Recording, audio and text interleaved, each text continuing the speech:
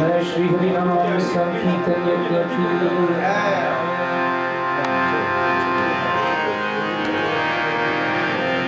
Jaya Radha Madhava Kunja Bihari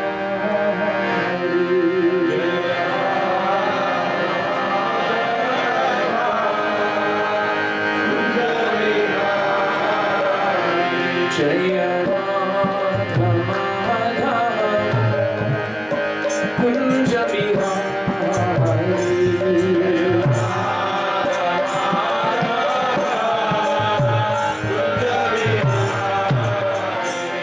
Jai Gopi Jana Vallabha Girivardhari Jaya Gopi Jana Vallabha Girivardhari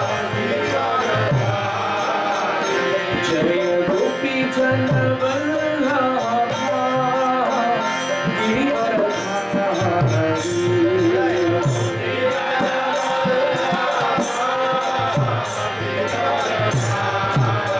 Yashodanandana Praja Jana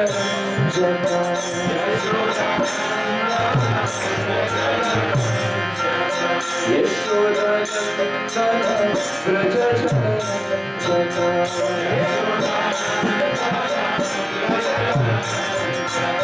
Yamuna Tira Vadachari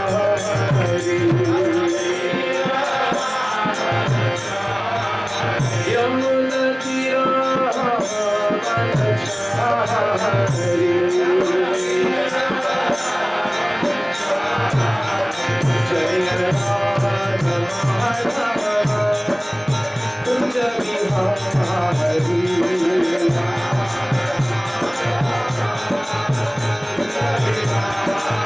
Jaya Radha Madhava Kunja Bihari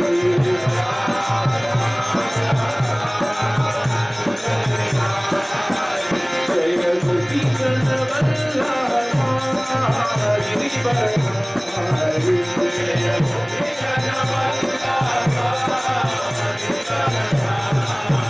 Jaya Gopi Jana Vallabha Girivardhari Jaya Gopi Jana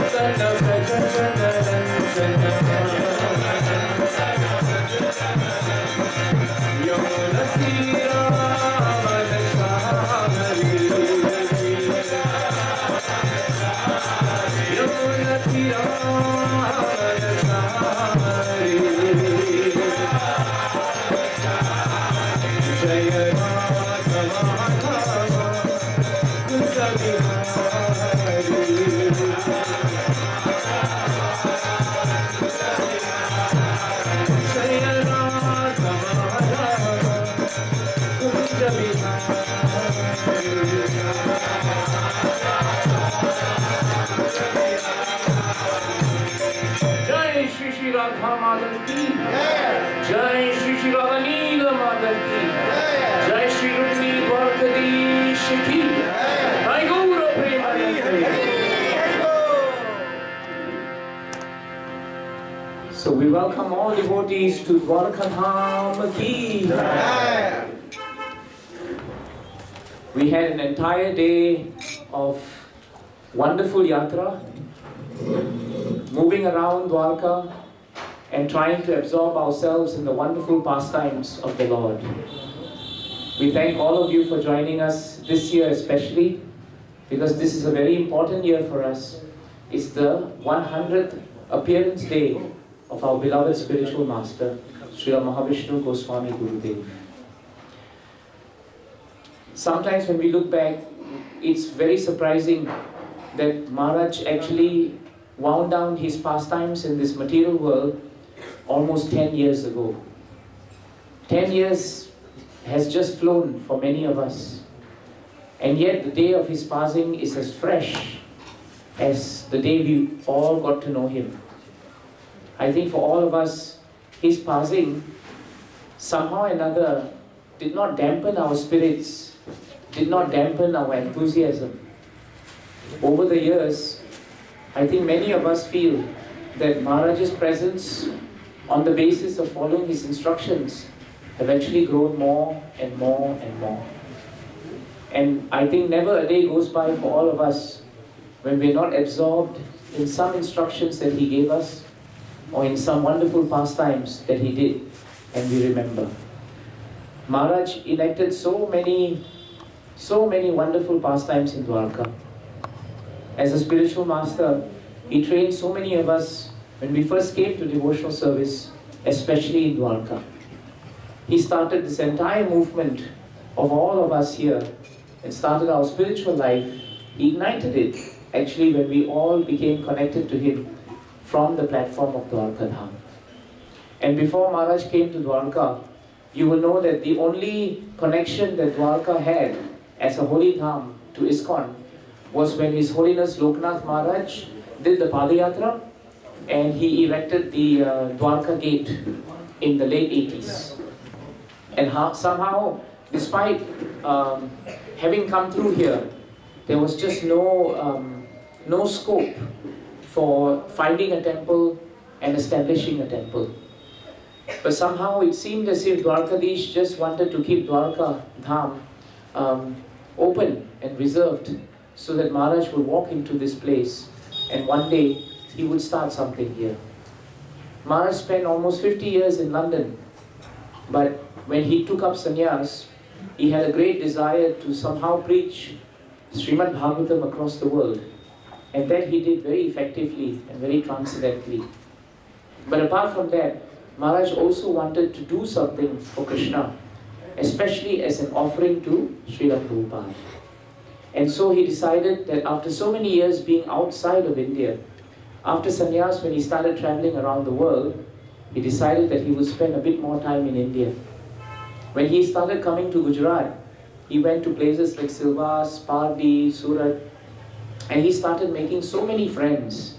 When I use the word friend, really, in Maharaj, for Maharaj, it was really a friendly, fatherly, and very often grandfatherly relationship.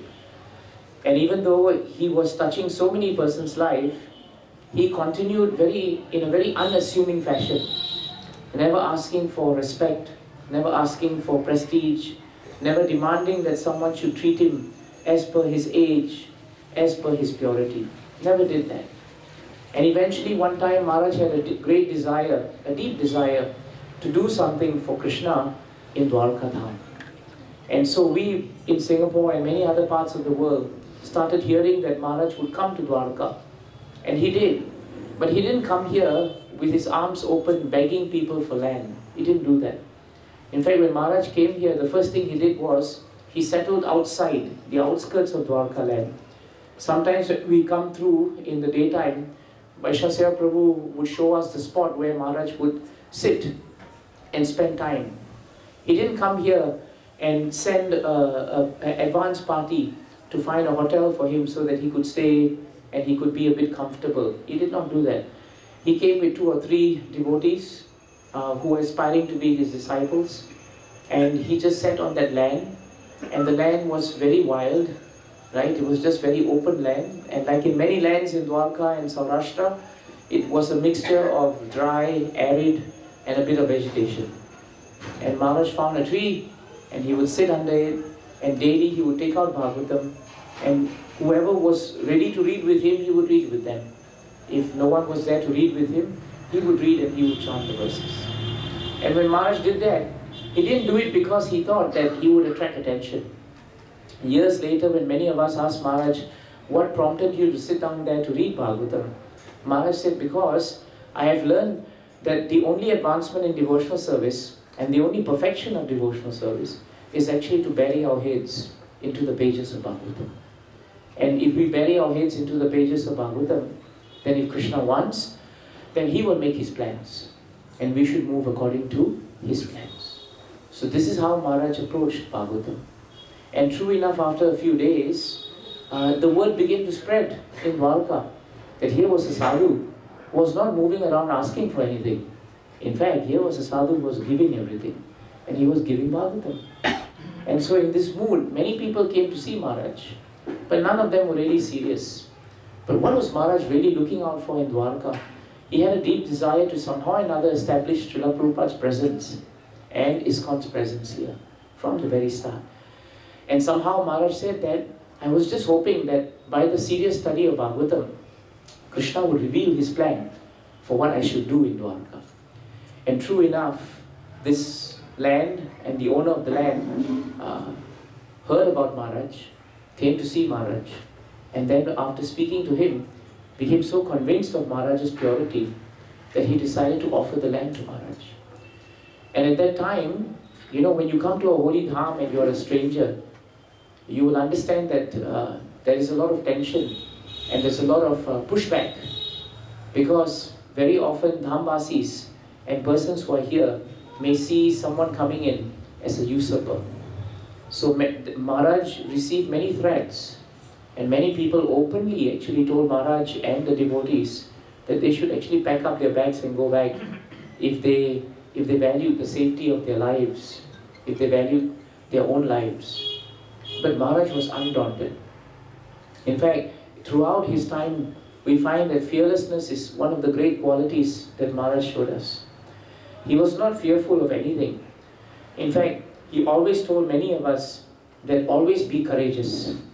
Whenever we called Maharaj or we spoke to Maharaj and we told him, Maharaj, you know, we are a bit down, something is disturbing us, he would say, son, be courageous. Or daughter, be courageous. Don't worry for anything. And Maharaj said that if you are not courageous, then the first problem which is already there is added, compounded by the next problem, that we have lost our courage. So Maharaj was very clear that if we have faith in Krishna, then somehow or another we become dependent on Krishna. So from Maharaj we learned one thing. We learned how to put Bhagavatam in practice. We learned that if we become faithful to Krishna, and if we become determined to serve Krishna, then whatever fear that's in our hearts, Krishna actually eradicates it. He does it himself. So Maharaj did that. And within no time, this wonderful compound in the middle of Dwarka, 2 minutes away from Dwarkadish temple, became actually became Krishna's blessings on Maharaj. And so that's how we all, some of us, began to understand and hear from Maharaj good news, that Maharaj had actually found and procured land in Dwarka Dham, and that we should come. And he extended an open invitation to many of the devotees who were aspiring for him or even his disciples. Come to Dwarka. And at that time when we came, it was, I think it was for the occasion of the first Rath Yatra in 1997. A few of us who came for that are still here. His Grace Krishna Kinkara Prabhu, His Grace Vaishnava Seva Prabhu, and maybe some of you who are here, I may miss your names here. I know Purushottam Prabhu came from Trivandrum at that time with Krishna Kinkar Prabhu. And like this, so many devotees came from Bombay also, especially from that congregation. And so that first Rath Yatra was held on the 26th of January 1997. And I remember at that time there was a devotee, Dinanu Kampana Prabhu.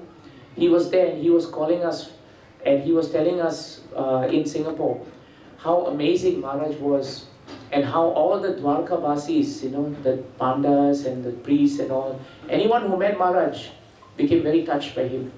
Otherwise, for a new presence to come into Dwarka is very difficult.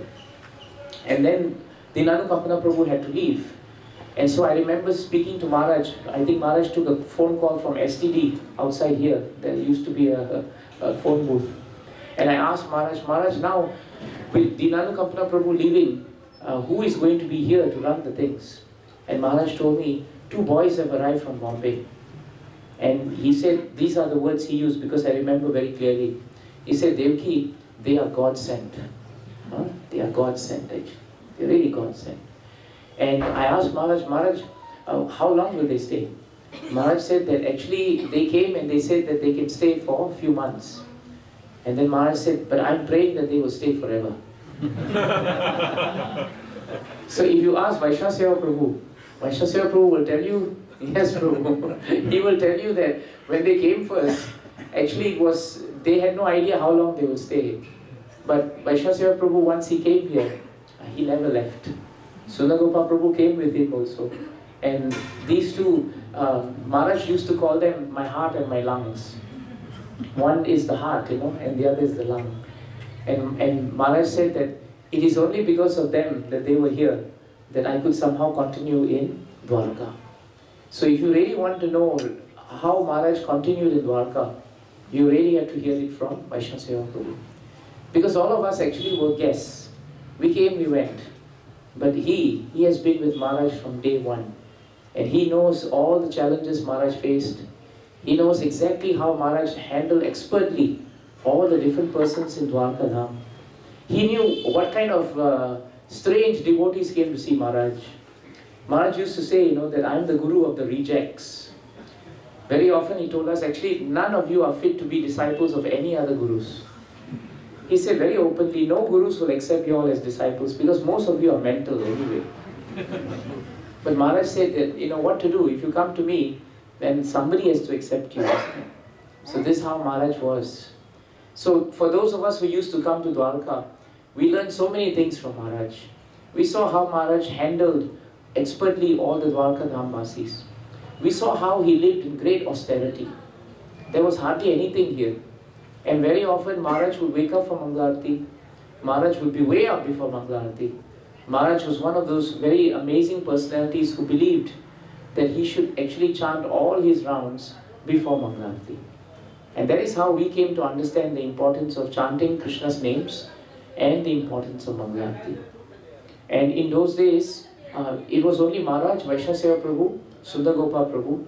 So basically I think they handled everything themselves. So sometimes Vaishnava Prabhu could be doing Arati and suddenly if a guest came to the guest house, he would have to stop halfway because Maharaj said he would have to take care of the guest. So Maharaj was very, very expert in handling all kinds of different natures of people as well as adapting to Krishna consciousness and adapting how we perform devotional service in a very difficult and challenging surroundings. So that was Maharaj's specialty. And I had the good fortune one time, actually twice, of traveling with Maharaj to all the places we went today. First time I think, I don't remember the dates, but I remember one time when many devotees had gone back after some event, I stayed 2 days more. And Maharaj then said, let us go now for Bet Dwarka, we'll go to Gopi Talav, we'll go Nageshwar, because I did not really spend time there. So Maharaj just took his own time, and we went, I remember we went to Bet Dwarka, and I was telling some of you that when we boarded the boat, when we sat down, not only human beings came, but there was a goat also. Some owner of a goat, he brought the goat also to cross over to Dwarka, to Bet Dwarka. And there was no place, but somehow he came between me and Maharaj and he put the goat there. So Maharaj was holding an umbrella at that time, and Maharaj said, Devki, welcome to India, and welcome to Dwarka. Maharaj said, Dwarkadish is so kind, that in the boat we have to share space with four-legged animals also. So this is how Maharaj was. Maharaj never saw anything as something terrible, why this should happen, I'm such an elevated person. No, he would laugh off everything, and he would take everything with a pinch of salt actually. In fact, not even a pinch, a barrel full of salt. He was like that actually. So I remember when Maharaj went to Gopi Talav, as I said to all of you today, some of you, Maharaj told me that very often people don't realize the greatness of Dwarka as a dham. We are so accustomed to seeing Vrindavan as a dham, but we forget that Krishna lived 100 years in Dwarka dham. We forget that Balaram became the mayor of Dwarka. And we forget that Krishna built Dwarka like no other city in all the three worlds and even in the spiritual world. And Maharaj told me we should not forget that while Vrindavan Dham, Krishna was in his very wonderful form, his Swayam Roop. In Dwarka, he built Dwarka to actually save all the inhabitants of Mathura from the terrible siege of Jarasan. So Maharaj said actually that Krishna put so much of his heart into building Dwarka. Because in that one attack that Jarasandha did, that attack was so vicious and so powerful that Krishna was thinking to himself that somehow or another the residents of Mathura should not be put into difficulty on my account. So Maharaj said, this is nature of the Supreme Personality of Godhead, that he never wants to put anyone in difficulty on his account. Never.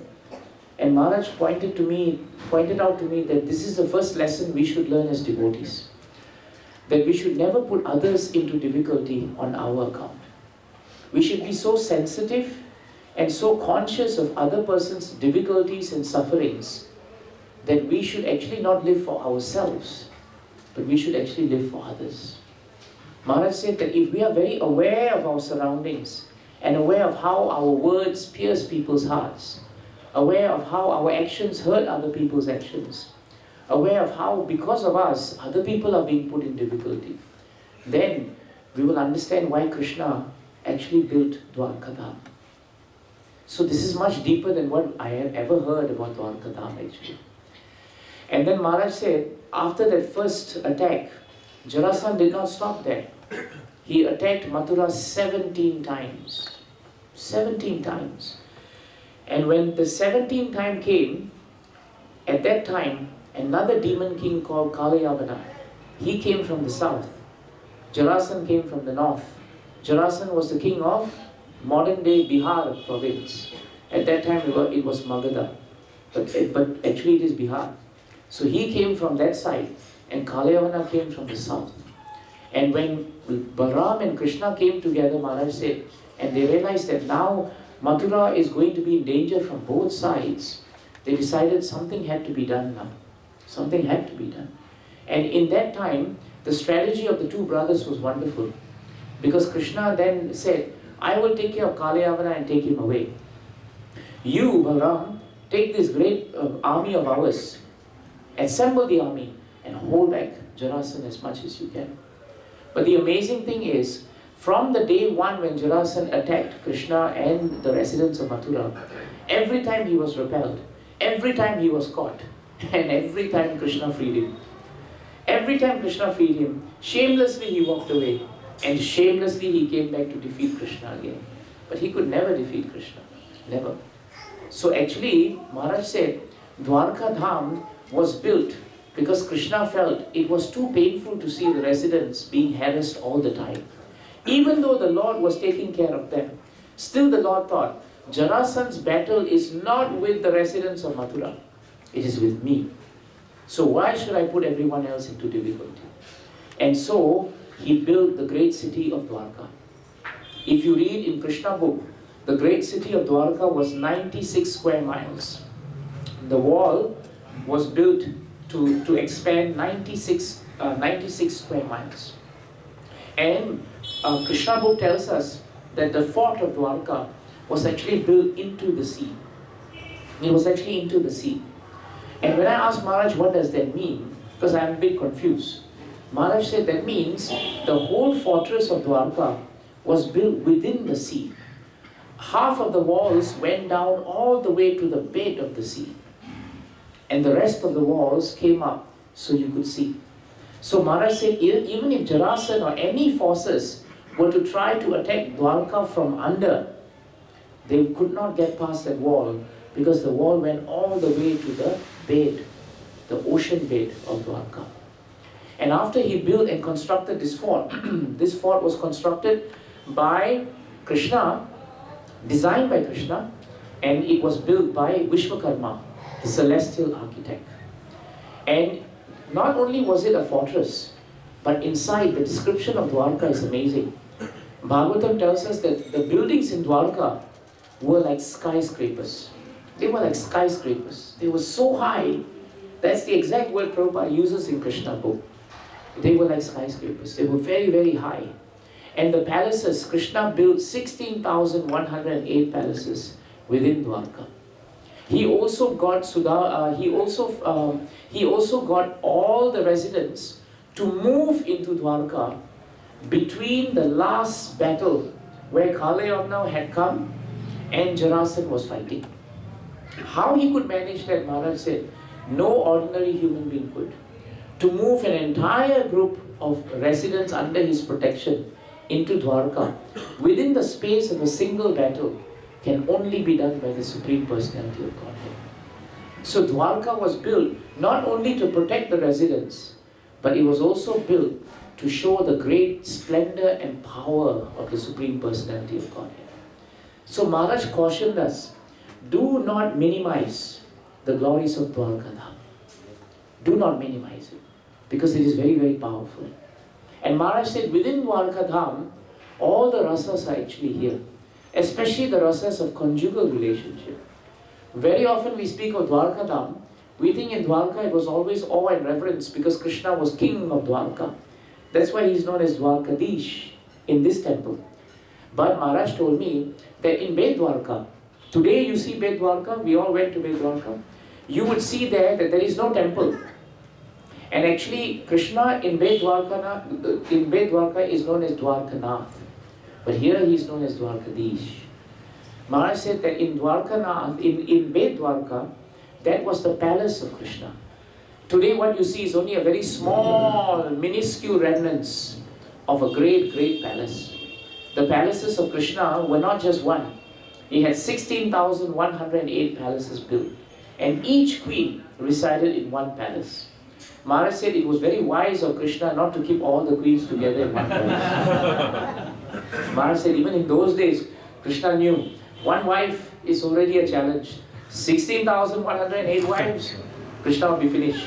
Maharaj said he would have to build a fort within the fort to protect himself. So he built 16,108 palaces. And in each palace, each queen was there. And each queen had many sons by Krishna. And from those many sons, he had many grandsons. And Maharaj said, when Krishna sat in the assembly in Dwarka, on this part of Dwarka, the assembly was built by Vishwakarma under the auspices of Indra. And it was known as Sudharma. Not Sudama, but Sudharma. It was the great parliamentary house. And that is where all the persons would come in Dwarka and Krishna would sit as king. And all his subjects would come to see him. So Maharaj said, as Vaishnav Seva Prabhu always told us, that this side of Dwarka is the office of Krishna. And Bet Dwarka is the house of Krishna.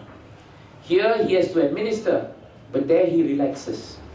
And when he's relaxing there, the mood in all these palaces were never awe and reverence. They were his wives, they were his sons, they were his grandchildren. So the mood was very fraternal, because sometimes his friends would come. When Sudama came to see Krishna, he came to see him in that space that we see today in Bet Dwarka. And that was the point where Krishna made him sit down, and Krishna massaged his lotus feet. Krishna took out ointments, sandalwood, camphor. He took out oil to massage his tired limbs. Krishna took out flowers and put them at his feet. And all that time, right, the goddess of fortune, Rukmini Mata herself, was fanning Sudama. When Sudama went to sleep, the bed, the cushion bed was so light. Bhagavatam tells us Sudama thought that he had died and gone back to heaven. And that was how opulent Dwarka was actually. It was amazing. And Bhagavatam tells us, Maharaj told me that, and then later I read in Krishna book. Maharaj said every single room of the queen in each palace was bedecked with jewels. Precious jewels. In all the hallways, on the walls there were jewels. On the floor, on the sides, we have skirtings. Maharaj said those skirtings were semi-precious stones. So Dwarka was really an amazing place. But Krishna was so amazing that he was king, but he was also like a very kind and loving husband to all his queens. All his queens. That's why when you read Krishna book and you find Narada Muni one day came to Dwarka, he went to each and every palace. And each and every palace, Krishna was performing a very unique pastime with a different queen. And when he went to another palace, Krishna was doing another pastime with his queen. And by the end of the 16,100 palaces, even Narada Muni became bewildered. Because he was thinking, how is it that Krishna can enact such amazing pastimes? And in each pastime, each queen was thinking that only Krishna was with her. Just like Maharaj said, during the Ras dance, each gopi thought that Krishna was only with him. And actually, we also found this great quality in Maharaj. Because a pure devotee exhibits the qualities of the Supreme Personality of Godhead. The only difference Shastras tells us is not in quality, but in quantity. We all realize that whenever Maharaj spoke to us, he was so loving, so kind, so personal, that very often in our hearts we thought, he's only personal to me. I have this very special relationship to Maharaj. Very often when God brothers and sisters exchange messages or information, they will say, Prabhu, Maharaj sat me down today and he spoke to me, he gave me prasadam. And very often they would tell me, when I said this, I thought he only treated me like that. Then suddenly I heard from the other God brother who said he treated me just like that. And we would often go home thinking, oh, we thought that Maharaj was treating us only like this, but he treated everyone like this. Everyone. And that was the same feeling everybody felt. In the same way, whenever Maharaj took lectures, didn't we always feel that that Maharaj's lecture was especially only for one person, us? We would be sitting there and thinking, oh, this lecture is for me. Or this lecture Maharaj is giving a personal, private lecture to me in the midst of audience. But if you ask the devotee next to you, they will say, I also felt the same thing. I also felt the same thing.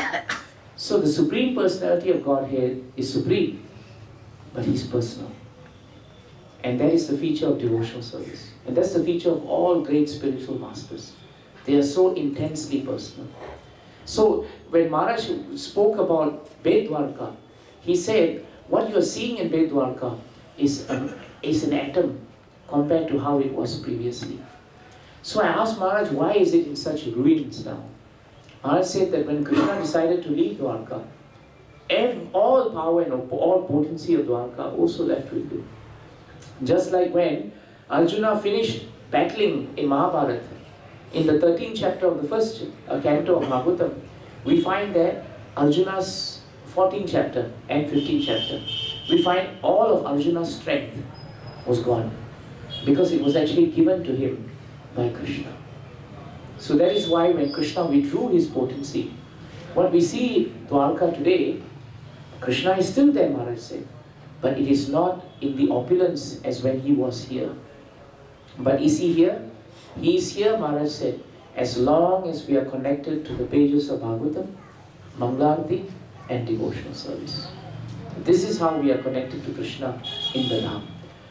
We went to all these places, but if we don't understand why we went there, then there is no point. Today we saw Dwarkanath, you saw the deity, right?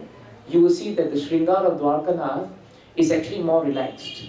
Tomorrow when you see Dwarkadish, he'll look very opulent. But Dwarkanath will look very stylish, Maharaj said. Because when Krishna came home, he wore very stylish clothes because he wanted to give pleasure to his wives, his children and his grandchildren. So the dressing is different. Then you saw the deity of Sakshi Gopal, right? This Sakshi Gopal deity had one function in Dwarka, in this day, in Bet Dwarka. This is the form of Krishna, Maharaj said, who actually is the Sakshi to how many times someone would come to visit Krishna in his palace. And today, Sakshi Gopal still is the witness to how many times you and I come to Dwarka to take darshan of Dwarkadish. He keeps the record and he hands over the record to Dwarkanath. So that's the function of Sakshi Gopal in the Bet Dwarka, in the palace of Krishna. Then I think you would have seen the deity of Jambavati. She was also married to Krishna and she was also brought over to Dwarka. So this is the evidence that she stayed in Dwarka Dham together with all the other queens also. And then we also find that Satyabhama's shrine is also there. But today we could not take darshan. Maharaj says Satyabhama was a very strong princess. Even though Rukmini Mata was also Kshatriya, Satyabhama's style, of being a wife was very different.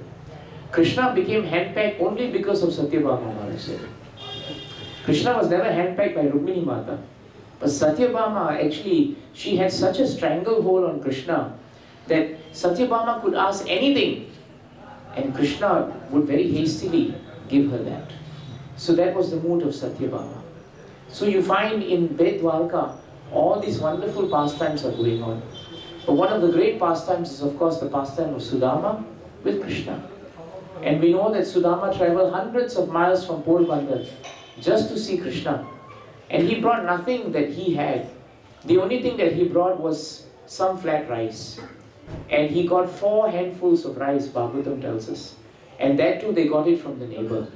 They did not even get it from their own house. And so the wife told Sudama, you please come and you please see somehow Krishna. Krishna is the Lord of the 3 worlds. So we don't have enough food, but you please come.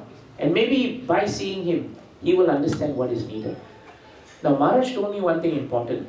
He said that very often people think that the wife of Sudama asked Sudama to come because she was starving and the children were starving.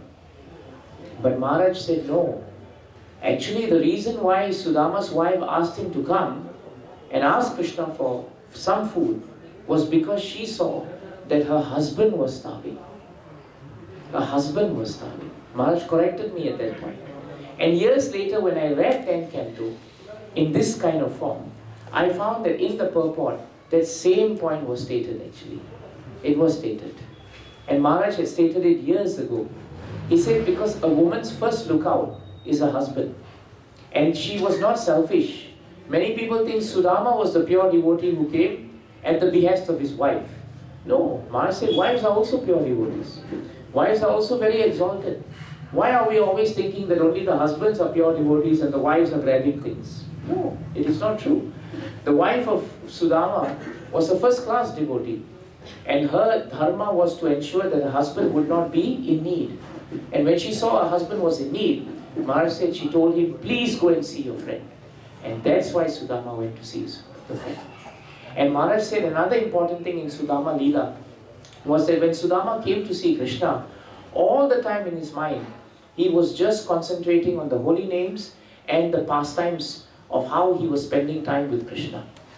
And very often in his mind, as he came towards Dwarka, he was thinking that seeing the opulence of Dwarka, there is no chance that I will actually be able to get uninterrupted entry into Dwarka, the palace of Krishna. But Maharaj said, surprisingly, no one stopped Sudama. And do you know why no one stopped Sudama? Maharaj said, because devotional service which is performed without any motive cannot be interrupted.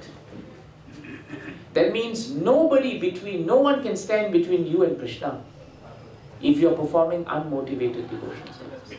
And that is why Sudama could walk right through the palace. Even though there were so many gates and so many doors, no one stopped him. Because the qualification to entry into the palace of Dwarka was your devotional service. To the extent of your pure devotional service, to that extent there would be impediments in your spiritual life. So Maharaj said, such a nice point. We are always talking about ahaituki apratihata. But to make people understand that, just repeat this pastime. Don't even repeat the pastime. Repeat this portion of the pastime of how Sudama walked right through the palace without being stopped. And he came to the point where he saw Rukmini's palace. And he thought, now where's Krishna's palace? But he was so lucky because Krishna was seated with Rukmini Mata. He was actually seated with Rukmini Mata. And Maharaj said this is very significant.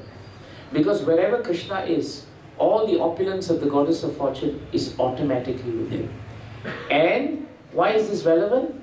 Because Sudama had nothing with him. He came with nothing. And yet, he had uninterrupted darshan of the goddess of fortune who supplies riches to all the 3 worlds. Again, because of his qualification. So this is the greatness of Sudama and this is the mercy of Krishna. And when Sudama was taken care of by Krishna so nicely, Krishna then asked him, what have you got for me?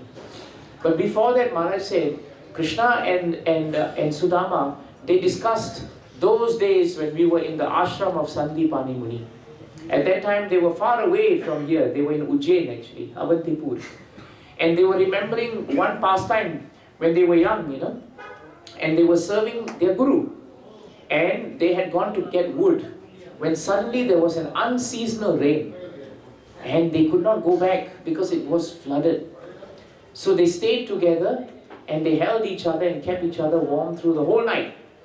And next morning, they went to see Sandipani Muni. Sandipani Muni was so pleased with them because he said, you two followed my instructions to get wood at the cost of becoming almost frozen to death. And yet you never wavered from your duty to your spiritual master. And so when Maharaj was reading that pastime, Maharaj remarked how important it is to not waver from pleasing the spiritual master. And how do we please the spiritual master? By following his instructions 100%. We must follow the mood of our spiritual master. If Maharaj told us only to be with Prabhupada, then be with Prabhupada. If Maharaj told us to do or read Bhagavatam in a certain way, read Bhagavatam in a certain way. Maharaj had very specific instructions to go to the Dham. Maharaj told us never stay in a Dham longer than 3 days, 4 days, maximum. You ask Vaishnava Seva Prabhu. He was very particular. Except for Vaishnava Seva Prabhu and Sundar Gopal Prabhu, he said no one is qualified to stay in the Dham. Really, he said that. He said you should come, you should just stay for a few days and pack up. I asked Maharaj, what about devotees retiring and staying in Dham? Maharaj said, you'll go crazy. Because you are not suited to stay in the Dham. You'll become sentimental, you'll become sahajya, you'll walk around and hug the trees and think you're gopis. Maharaj told us, no, don't do that. Stay where you are. Come to the Dham. Do service. Go back and be on the ground. That is what Maharaj told us. And Maharaj was very particular not to stay. And the other thing Maharaj told us about coming to the Dham, you must ask permission before you come to Dham. Maharaj told me very clearly, you have to ask permission from Maharaj before you come to Dham. And I remember in Rajkot when we were there, many of us were hoping to go to Dwarka because we hadn't gone to Dwarka for a while. So we called Maharaj, we called Vaishnava Seva Prabhu. Vaishnava Seva Prabhu told us, why do you want to go to Dwarka? Maharaj is here. And then when we went to see Maharaj, Maharaj in a very humble way said, okay, if you want to go, you can go. But after that, when we sat down again with Maharaj, Maharaj just laughed and said, why are they all going there when I'm here? I'm here. So why to go to the Dham? Because Prabhupada tells us that the purpose of going to Dham is to hear sadhu. And if our spiritual master is in a certain place, that place becomes Dham. Why to run here and there? So Maharaj was very careful to put it into perspective, the value and the sanctity of the Dham. Otherwise Maharaj said, whatever nonsense you have in your heart is going to be multiplied many, many times. And if you don't understand that, you will leave the Dham, in fact, in a worse state than in a better state. So this is a warning to any devotee, any disciple of Maharaj who wants to stay in a Dham. Because the other thing Maharaj was very particular is, if we stay in a Dham, we only listen to Srila Prabhupada. We do not go to this Babaji and that Babaji. No, Maharaj did not want that. Before he left, one of his very important instructions is, do not let the mind disturb you in such a way that you say, this Babaji speaks very nice. Prabhu, you can correct me if I'm wrong. But Maharaj got very upset when we did that. Because Maharaj said, Prabhupada's plate you are licking from. You have taken everything from Prabhupada. And now you want to go to someone else. Is there anything that Prabhupada has given you that is lacking? Is there anything Prabhupada has given you that you need now more? No. The moment you do that, you have become disloyal to Prabhupada. So my humble request to all of you is that if you are in the Dham, you please follow these instructions of Maharaj very strictly. If you do not follow these instructions of Maharaj very strictly, I and Vaishnava Seva Prabhu personally have seen disciples who have disobeyed these instructions. And very frankly, they have just gone crazy. They have not followed devotional service at all. At all. Maharaj said Sudama never walked into Dwarka Dham to see his friend Krishna, not only because he was very humble, but because he did not take the Dham and Krishna for granted. Very important point. He did not think that he is my friend, I can come anytime I want. Maharaj said, do you understand that point? Because the chances of becoming familiar with Krishna in a Dham is very dangerous. Very, very dangerous. And that's why Sudama is exalted. Sudama came with nothing. but he was uninterrupted in his devotional service. And when he sat down and Krishna served him, he still could not believe that Krishna was giving him so much love. And Krishna was saying, remember how we served our spiritual master? And Sandipani Muni became so happy with us that he blessed us with devotional service. And Krishna told Sudama, that is the reason why you and I are prospering. So Maharaj said, sometimes people ask, why is it that Krishna said that? Because obviously Krishna was prospering. He's in a palace. But his friend Sudama didn't look like he was very prosperous. But Maharaj said, prosperity, opulence is bhakti. Opulence is not how much money you have in your bank. Opulence is actually bhakti. And so in doing that, Krishna did not give Sudama anything material. But when Sudama left the palace the next morning, Krishna was so pleased with Sudama and he bade him farewell. As Sudama left, Sudama was thinking, Krishna was so kind that he even ate the chipped flat rice that I took.